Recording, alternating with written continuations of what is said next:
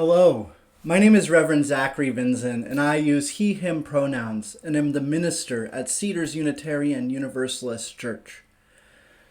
This past Sunday, August 9th, 2020, I shared a sermon as part of our Puget Sound Worship Collaborative. And as I came into work today on August 11th, I received several emails of people expressing how this message resonated with where they were at in this moment. And so hearing this, I thought I would take a moment to record this message to share with all of you again. But before we listen to this message, I'd like to invite us into a space of prayerful presence together. Whatever that looks like for you, just take a deep breath.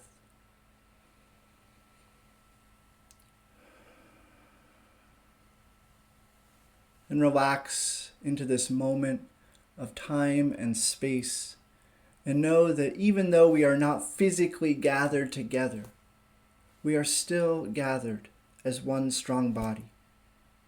And so with that, I invite us into this space of togetherness with these words by Nancy Wood. Earth, cure me. Earth, receive my woe. Rock, strengthen me. Rock, receive my weakness. Rain, wash my sadness away. Rain, receive my doubt. Sun, make sweet my song. Sun, receive the anger of my heart. And so may we come into this space with the fullness of who we are, and know that all of those complex realities that we carry are welcome here. Come, let us worship together. Take another deep breath.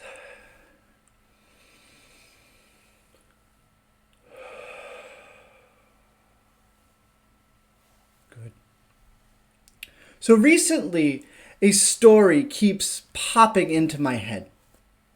It's a story many of you may actually be familiar with. It's one of Aesop's Fables, the one concerning the ants and the grasshopper. In this fable, winter has come, and the grasshopper, who spent all summer singing songs, finds themselves radically unprepared for winter. Realizing this, the grasshopper seeks out the ants. The ants had spent all summer working, collecting food and storing it away for the long months ahead. Unlike the grasshoppers, the ants were well provisioned for the months of winter. When the grasshoppers saw this, they asked the ants, "Please, can you spare some food to get me through the winter?" The ants stopped their work and collectively responded to the grasshopper, asking, "What were you doing with yourself all summer long?" "I was busy singing songs and enjoying the fine weather," replied the grasshopper. Hearing this, the ants responded to the grasshopper, "If you sang songs all summer, you can dance all winter." And with that, the ants ended the conversation and returned to their work, leaving the grasshopper alone and without any food. On its surface, this fable seems to be a story about cold indifference. After asking for help from his neighbors, the grasshopper is essentially told, "Live with the consequences of your actions. Starve. You brought this on yourself." This response leaves a bit of a bitter taste in my mouth.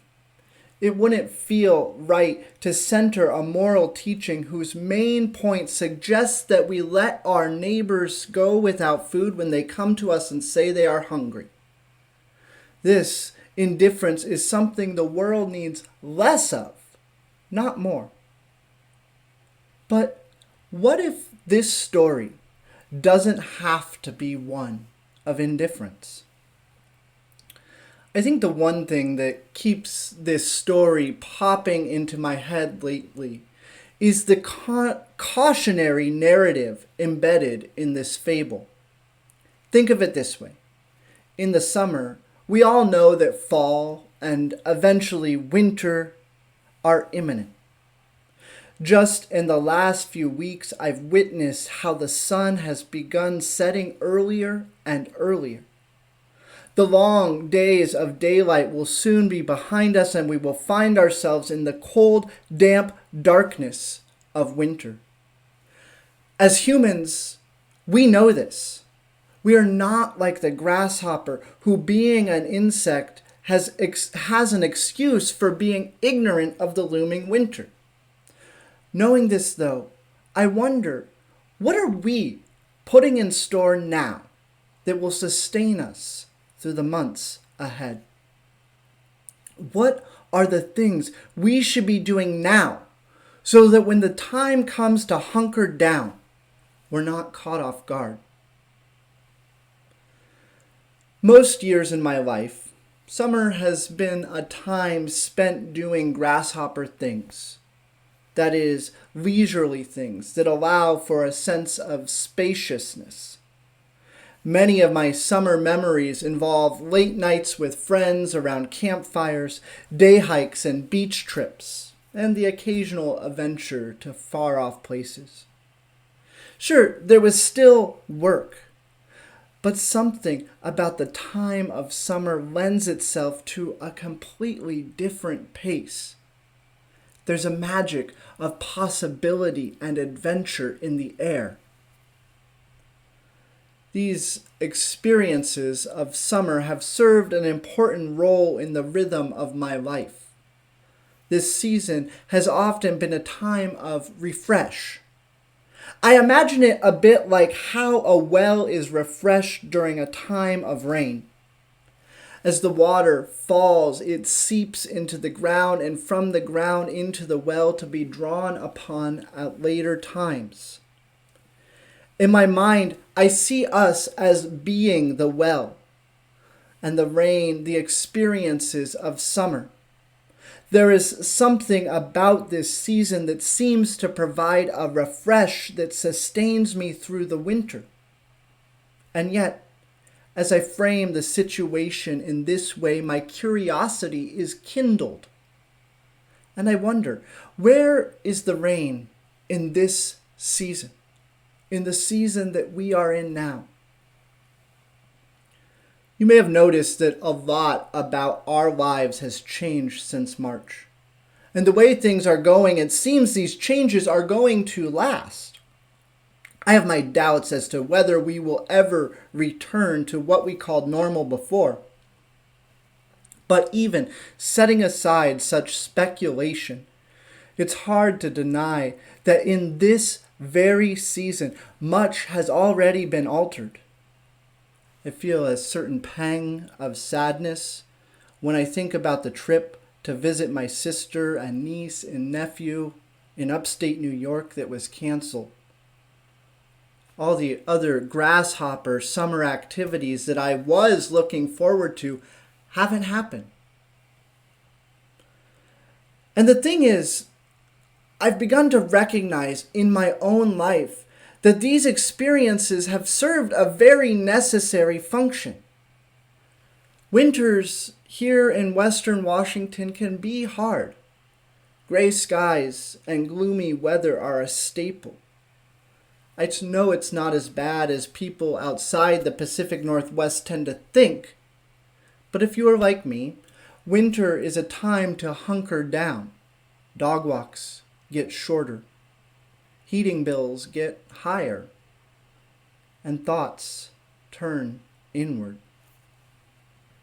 Most years, this shift feels okay, but this year, I find myself sitting with a bit of anxiety. I keep wondering, how are we going to fare in the winter ahead? When COVID-19 first caused us to shift to virtual church and physical distance, I heard a refrain from congregants and colleagues, and that refrain was something like this: I'm glad this is happening in March and not November. The implication of this line of thought is an expression of gratitude for not being cooped up inside. And still, as we are here now in August, November looms just around the corner, as does December, January, February, before bringing us back to March. That gratitude that was expressed all those months ago is about to fade, and as it fades, we will find ourselves in the dark cold of winter. I want to turn us back to the situation of the grasshopper and the ants. As I mentioned, the thing that keeps this fable popping into my head is the cautionary aspect of it. When I pause and highlight this feature of Aesop's Fable, it takes on a different meaning for me. It's no longer a story of indifference, but one about making choices.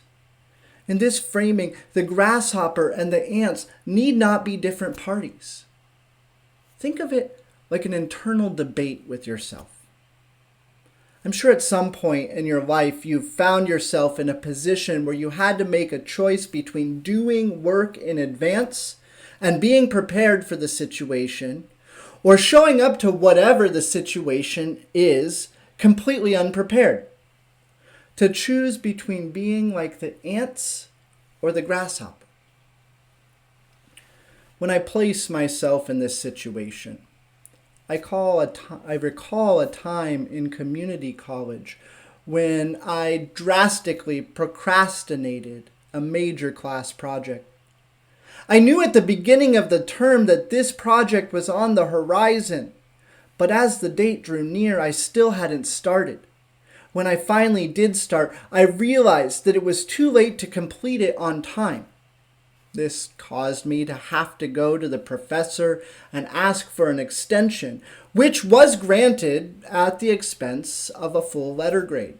So let's say in a hypothetical world where I was an amazing student at everything and always got A's, I went from an A to a B. Or in another world, a B to a C, or a C to a D, and so on. In this situation, I could have thought ahead, like the ants, and maybe saved myself that lower grade, but instead I chose the path of the grasshopper. To be honest, I think that at the time, my roommate and I literally just were having fun doing other things, and that was the reason the assignment didn't get done. This is a small example with relatively low stakes, but there are places where such decision-making can have higher stakes.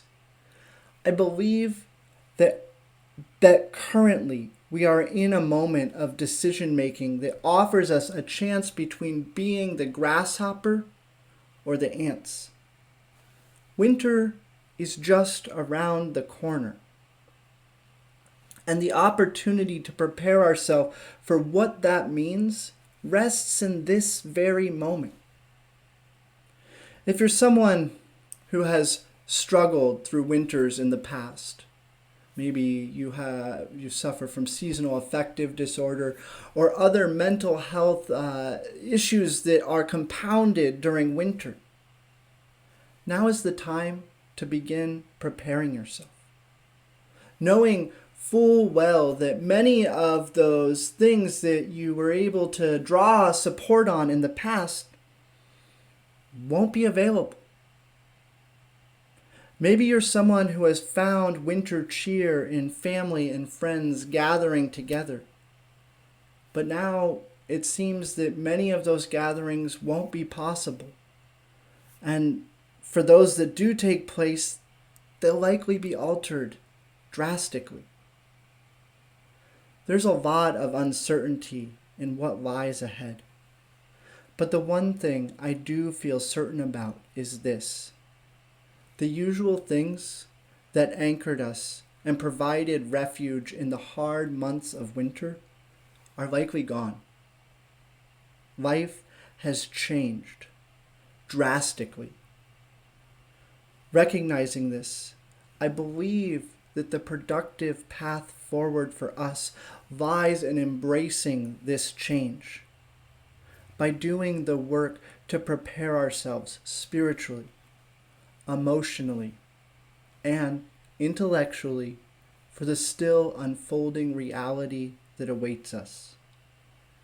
In normal times, winter can be difficult, but normal times are gone. Knowing this, I wonder, how can we ensure that we are ready for the winter like the ants? What are we doing in this moment to prepare ourselves? What are we doing to replenish our well? To the glory of life. Amen.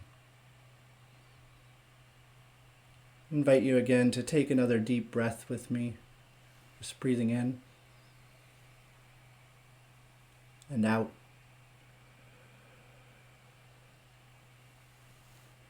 And open your hearts in a spirit of prayer. Spirit of life, spirit of love, spirit of laughter. Remind us of the connection that we share and the support that is available to us when we acknowledge this connection. The truth that we are not alone in this world, woven into and through creation, through your mysterious presence and power. Help us in this season to begin to gather the resources necessary to weather the winter ahead.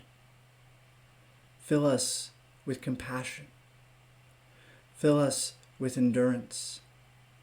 Fill us with the faith that even though life has been altered, we will get through this and find the new way to live and move through the world that calls us into deeper commitment to justice. May this prayer be our prayer in this moment and day and in all the days ahead. May it be so. Amen. And blessed be.